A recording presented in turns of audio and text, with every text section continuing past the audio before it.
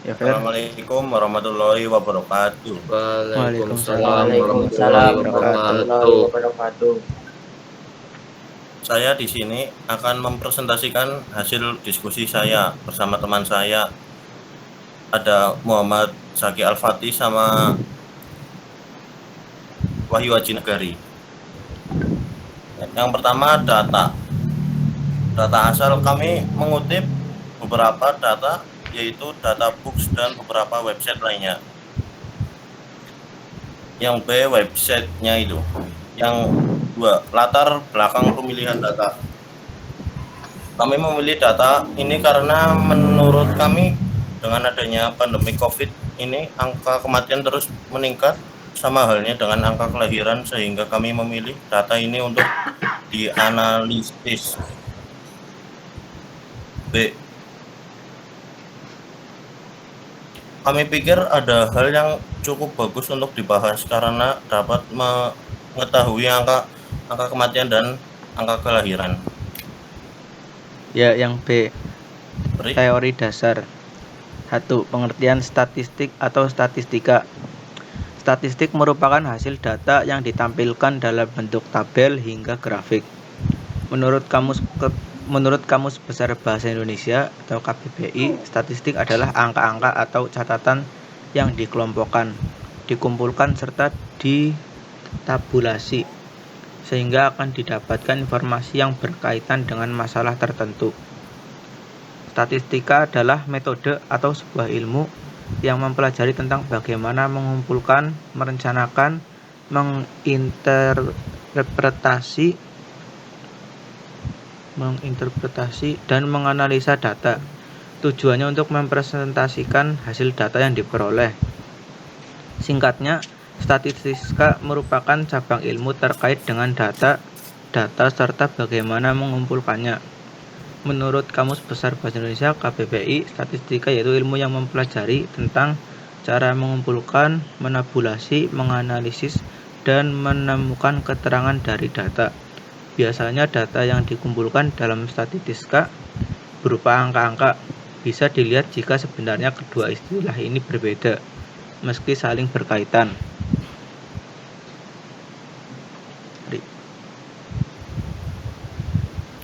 Dua, jenis-jenis penyajian data.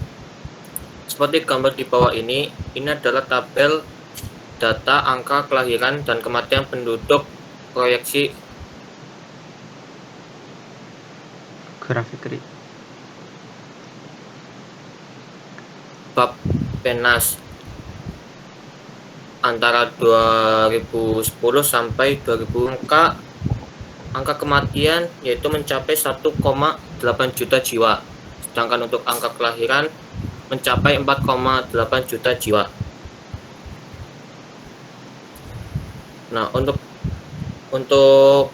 tabel yang ini angka kelahiran jauh lebih tinggi daripada angka kematian. Angka kelahiran yang berwarna kuning untuk angka kematian yang berwarna biru. Untuk angka kelahiran bisa mencapai 4,8 juta. Untuk angka kematian sampai 1,8 juta jiwa. Berdasarkan proyeksi penduduk Badan Perencanaan Pembangunan Nasional Bappenas 2010 sampai 2035, jumlah penduduk Indonesia 2010 mencapai 238,52 juta. Adapun jumlah angka kelahiran mencapai 5 juta jiwa, sementara angka kematian 1,52 juta jiwa. Sehingga penduduk Indonesia pada 2011 bertambah sekitar 3,4 juta jiwa menjadi 242 juta jiwa. Masih menurut proyeksi tersebut, angka kelahiran terus menunjukkan penurunan hingga 4,29 juta jiwa pada 2035. Seperti yang terlihat pada grafik di bawah ini, Sebaiknya angka kematian mengalami tren kenaikan hingga mencapai 2,68 jiwa pada 2035. Dengan demikian, dependensi rasio ketergantungan penduduk juga turun menjadi 47,7% pada 2035 dari 50,5% pada 2010. Kesadaran masyarakat terhadap program keluarga berencana KB, yakni dengan menunda usia pernikahan, mengatur jarak kelahiran anak, serta membatasi jumlah anak, membuat angka kelahiran bayi cenderung menurun dari tahun ke tahun. Sementara angka kematian justru terlihat meningkat seiring makin banyaknya penduduk lanjut usia yang tutup usia. Jumlah populasi Indonesia pada 17 tahun yang akan datang diproyeksikan berjumlah 305,7 juta jiwa. Yang ketiga, kesimpulan.